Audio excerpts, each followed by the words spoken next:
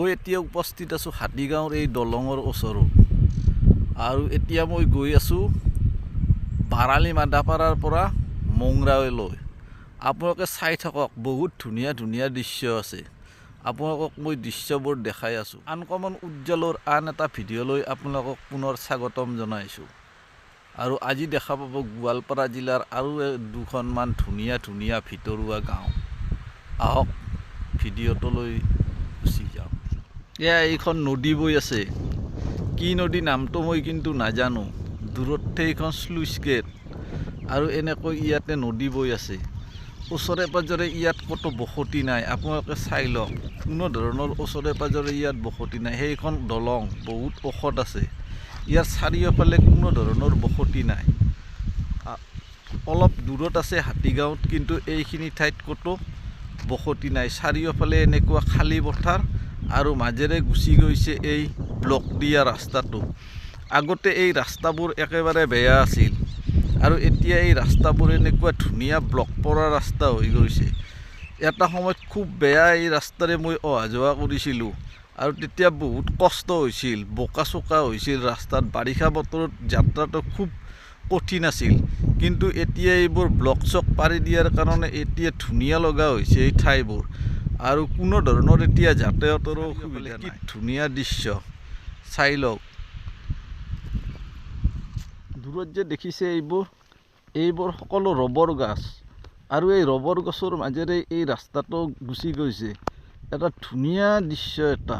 এতিয়া এই ৰবৰ গছবোৰৰ তাৰমানে পাতবোৰ কিছু কমি গ'ল, বাৰিষা কালত ধুনীয়া সেউজীয়া হৈ যায়।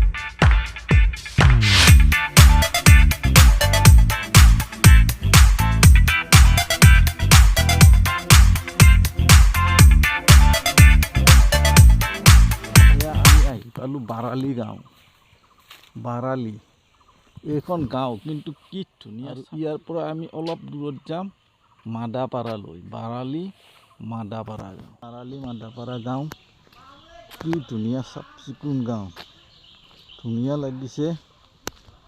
আৰু এতিয়া গৈ আছোঁ এই গাঁওখনলৈ। মই বৰ্তমান উপস্থিত আছোঁ বাৰালি মাদাপাৰা গাঁৱত আৰু এইখন এখন ৰবৰ বাগান। ইয়াতে এনেকুৱা ৰবৰ বাগান দেখা পোৱাটো একদম সুলভ দৃশ্য। আমাৰ সেইফালে সেনেকুৱা ঠাইও নাই আৰু বিশেষকৈ মই য'ত থাকোঁ আৰু তাত ৰবৰ বাগানৰ খেতি নাই, কিন্তু গোৱালপাৰাৰ বিভিন্ন অঞ্চলত ৰবৰ বাগানৰ খেতি দেখা যায়। আৰু এইখন এখন তামোল বাগান, এতিয়া সৰু হৈ আছে তামোল। বাৰালি মাদাপাৰা LP স্কুল আৰু ইয়াতে গুণোৎসৱ চলি আছে বৰ্তমান। আৰু ইয়াৰে স্কুলবোৰ খুব ধুনীয়া, খুব চাফ চিকুণ। ইয়াতে গুণোৎসৱ চলি আছে, ধুনীয়া চাফ চিকুণ স্কুল। এতিয়া মই গৈ আছোঁ মংৰাইলৈ। বাৰালি মাদাপাৰাৰ পৰা আহিলোঁ আৰু এইখন বাৰালি পাইছোঁ, বাৰালি গাঁও। আৰু এই ৰাস্তাটোৰে এতিয়া মই গৈ আছোঁ মংৰাইলৈ। আহক আপুনি আহি থাককচোন মোৰ লগত। এখন ধুনীয়া গাঁৱলৈ গৈ আছোঁ। আপোনালোকে দৃশ্য চাওক, কি ধুনীয়া এই ৰাস্তাটো।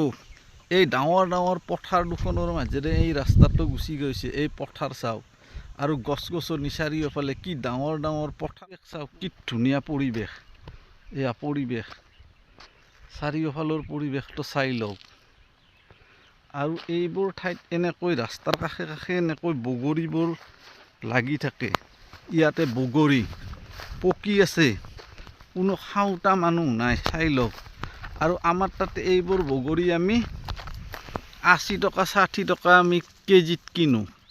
এইবোৰ বগৰী 80 টকা 60 টকা আমি কেজিত কিনো। আৰু ইয়াতে এনেকৈ তাৰমানে সৰি আছে, কোনো খাওঁতা মানুহ নাই। কিমান খাব বগৰী, কিমান আছে বগৰী গছ হিচাপ নাই ইয়াতে, সকলোতে ডাঙৰ ডাঙৰ বগৰী গছ।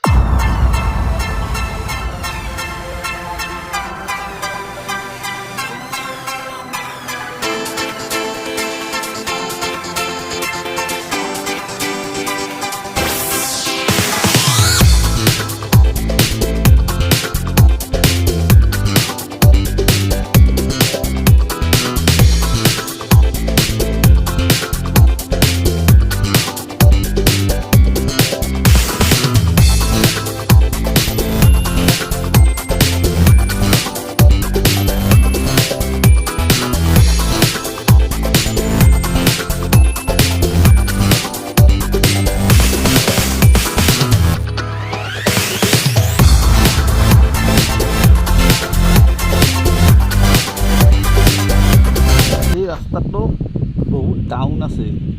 এসময়ত এইখিনি যেতিয়া তাৰমানে মাটিৰ ৰাস্তা আছিল, এইখিনি উঠোৱাটো তাৰমানে ভয় লগা আছিল।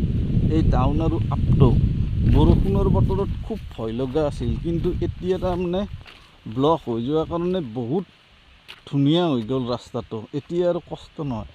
এইবোৰ বিশাল বিশাল শাল চেগুনৰ গছ, চেগুন নাই, শাল গছেই আছে অকল। এইবোৰ চাই লওক, কি ধুনীয়া পৰিৱেশ, চাই লওক পৰিৱেশ। এইবোৰ ৰবৰৰ গছ, কি ধুনীয়া আছে ৰবৰৰ গছ। এইবোৰ এইখন ওখ ওখ পাহাৰ, এইটো মাজেৰে গৈছে ৰাস্তাটো, আৰু সেইবোৰ চাৰিওফালে। ইয়াৰ পালোঁ বালমুৰি, আৰু ইয়াৰ পৰা কিছু আগত ইয়াতে চাৰ্চ আছে, ইয়াতে গাৰো সম্প্ৰদায়ৰ মানুহ আছে। আৰু এতিয়া মই এই ৰাস্তাটোৰে যাম, এই ৰাস্তাটোৰে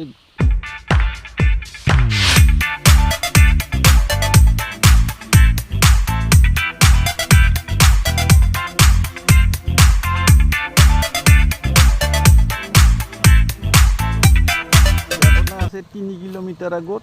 কিন্তু মই হুদাকোনালৈ মই নাযাওঁ, মই মংৰাইলৈ যাম। মংৰাইৰ পৰা আগত আছে হুদাকোনা, আৰু ইয়াৰ দৃশ্য চাওক। এইটো ইয়াৰে ঠাই বিশেষে মেঘালয়তো পৰে আৰু ঠাই বিশেষে অসমো পৰে। আৰু ইয়াতে সাধাৰণতে এই ৰাস্তাটোত গাৰো সম্প্ৰদায়ৰ আৰু ৰাভা সম্প্ৰদায়ৰ দুয়োটা সম্প্ৰদায়ৰে মানুহ আছে ঠাই বিশেষে।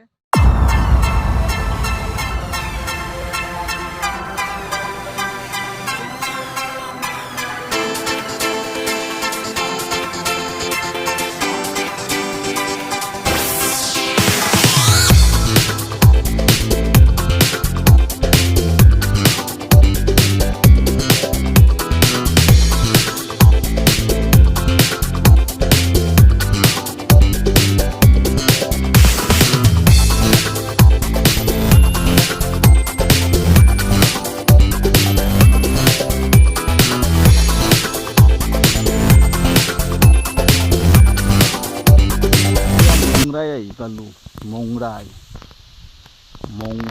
আৰু এই ৰাস্তাটোৰে যাম মই মোৰ লক্ষ্যস্থানলৈ। এই ৰাস্তাটোৰে আৰু শেষত আহি পালোঁ মই মোৰ লক্ষ্যস্থান মংৰাই। এইখনেই হ'ল এই মংৰাই গাঁওখন, আৰু মই ইয়াতেই আহিছোঁ।